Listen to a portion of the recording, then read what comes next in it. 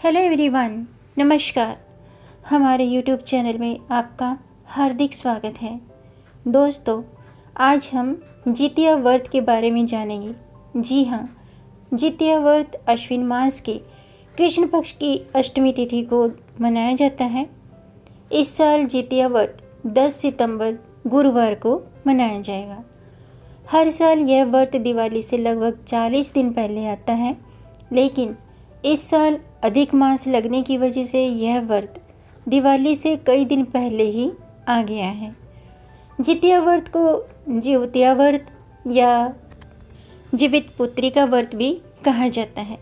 आज की वीडियो में मैं आपको जीवितिका पुत्र व्रत की शुभ तिथि, महत्व और जितिया व्रत से जुड़ी एक कथा भी सुनाऊंगी। तो वीडियो शुरू करने से पहले आपसे एक खास बात। दोस्तों, अगर आप इस चैनल पर नए आए हैं और आपने अभी तक चैनल सब्सक्राइब नहीं किया है तो इस चैनल को तुरंत सब्सक्राइब कर दीजिए और बेल आइकन बटन प्रेस कर दीजिए ताकि आने वाली वीडियो देख सकेंगे आप सबसे पहले।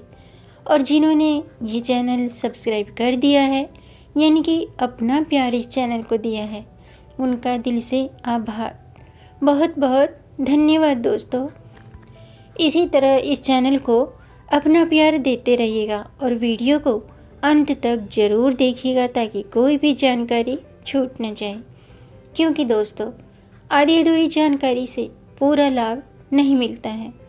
तो हमारे साथ अंत तक बने रहिएगा और वीडियो पसंद आने पर वीडियो को लाइक भी ज़रूर कीजिएगा। तो आइए शुरू करते हैं। सबसे पहले जानते हैं जितिया व्रत का महत्व। दोस्तों, ऐसा माना जाता है कि जितिया व्रत के दिन जो स्त्रियां अपनी संतान की लंबी उम्र और स्वास्थ्य की कामना से निर्जला व्रत करती हैं, जी हाँ, ये व्रत संतान की लंबी आयु के लिए निर्जला रखा जाता है। तो जो भी स्त्रियां अपनी संतान की लंबी उम्र के लिए, उनके अच्छे स्वास्थ्य के लिए निर्जला व्रत रखती हैं, तो ईश्वर की कृपा से उनकी संतान की उम्र लंबी होती है। जितिया व्रत की कथा के अनुसार यह भी माना जाता है कि इस व्रत का महत्व महाभारत काल से जुड़ा हुआ है।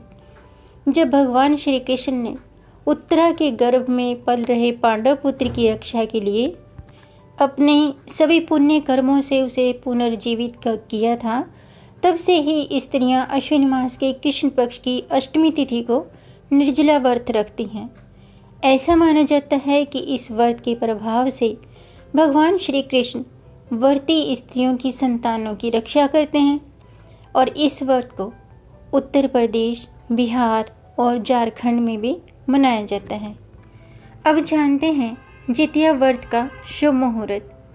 दोस्तों, 10 सितंबर गुरुवार सुबह 2:05 से अष्टमी तिथि शुरू होगी और 11 सितंबर शुक्रवार 3:34 तक अष्टमी तिथि समाप्त होगी। पारण का समय रहेगा 11 सितंबर शुक्रवार दोपहर के 12 बजे तक। आइए अब जानते हैं जितिया व्रत की पूजा विधि। अश्विन मास की अष्टमी तिथि को जितिया व्रत किया जाता है। यह उत्सव 3 दिनों तक चलता है। 3 दिनों तक व्रत के एक दिन पहले यानी सप्तमी तिथि को नहाए खाए मनाया जाता है। अष्टमी तिथि लगते ही स्त्रियां निर्जला व्रत शुरू कर देती हैं और अष्टमी तिथि को पूरा दिन और रात स्त्रियां बिना अन्न, जल और फल खाए रहती हैं। फिर अगले दिन यानी कि नौमी तिथि लगने पर जितिया व्रत का पारण किया जाता है। यहाँ पारण का मतलब व्रत खोलने से है। नौमी तिथि को शुभ मुहूर्त में व्रत खोला जाता है। व्रत खोलने से पहले दान दक्षिणा निकाली जाती है। फिर उसके बाद ही जो व्रती स्त्रियां हैं कुछ खा पी सकती हैं। पारण के दिन यानी कि तीसरे दिन, व्रत के तीसरे दिन आखिरी दिन पारण किया जाता है।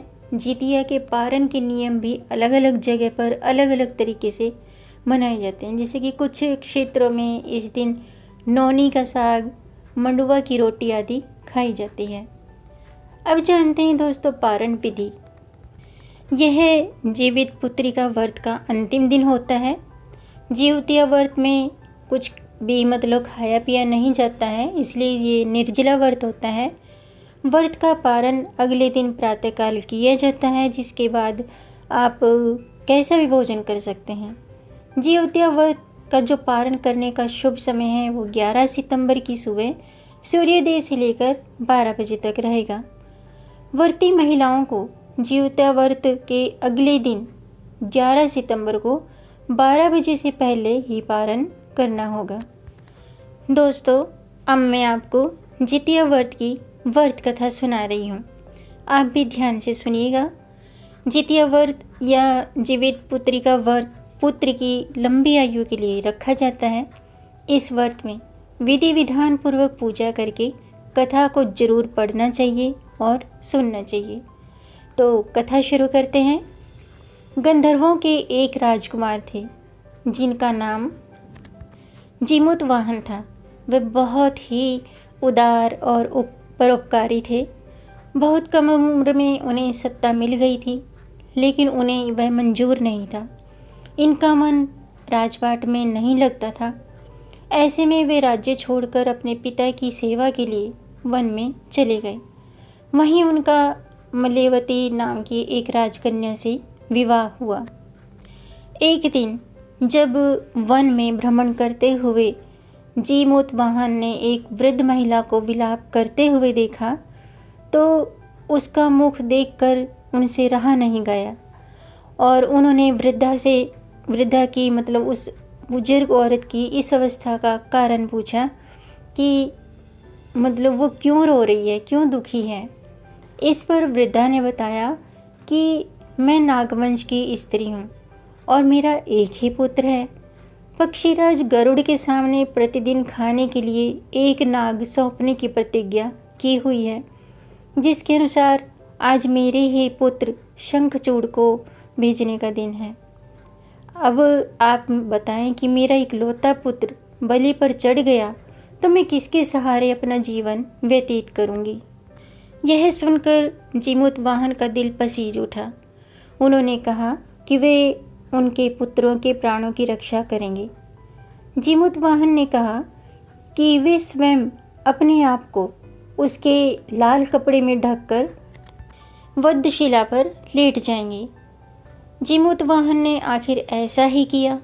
ठीक समय पर पक्षीराज गरुड़ भी पहुंच गए और वे लाल कपड़े में ढके जीमूतवाहन को अपने पंजे में दबोचकर पहाड़ के शिखर पर जा बैठ गए। गरुड़ जी को यह देखकर आश्चर्य में गरुड़ जी मतलब इस शिकार को देखकर आश्चर्य में पड़ गए कि उन्होंने अपने चंगुल में गिरफ्तार किया है, उसकी आंख में आंसू और मुंह से आह तक नहीं निकल रहा है। ऐसा पहली बार हुआ है। आखिरकार गरुड़ जी ने जीमूतवाहन से उनका परिचय पूछा। पूछने पर जीमूतवाहन ने उस वृद्धा स्त्री से हुई अपनी सारी बातें बता दी। पक्षीराज गरुड़ हैरान हो गए। उन्होंने इस बात का विश्वास विश्वास नहीं हो रहा था कि कोई किसी की मदद के लिए ऐसी कुर्बानी भी दे सकता है। गरुड़ जी की इस बहादुरी को देखकर काफ़ी प्रसन्न हुए और जीमूतवाहन को जीवन दान दे दिया। साथ ही उन्होंने भविष्य में नागों की बलि न लेने की भी बात कही। इस प्रकार एक माँ के पुत्र की रक्षा हुई। ऐसा माना जाता है कि तब से ही पुत्र की रक्षा हेतु जीमूतवाहन की भी पूजा की जाती है। तो दोस्तों, ये थी जितिया व्रत की संपूर्ण जानकारी और व्रत कथा। उम्मीद है आपको ये जानकारी पसंद आई होगी। अगर आपको ये जानकारी अच्छी लगी हो तो आप इसे लाइक कर सकते हैं।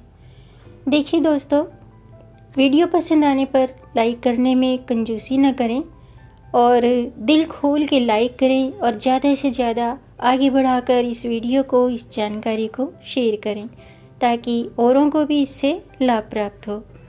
और अगर आपका कोई प्रश्न है या कोई सुझाव है तो कमेंट बॉक्स में ज़रूर लिखिएगा।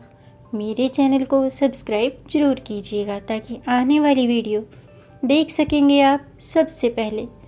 और जिन्होंने ये वीडियो अंत तक देखी है उनका दिल से बहुत बहुत धन्यवाद। मिलेंगे नई जानकारी के साथ, तब तक आप खुश रहें, स्वस्थ रहें, अपना ख्याल रखें और अपनों का भी ख्याल रखें। जय श्री हरि, हर हर महादेव।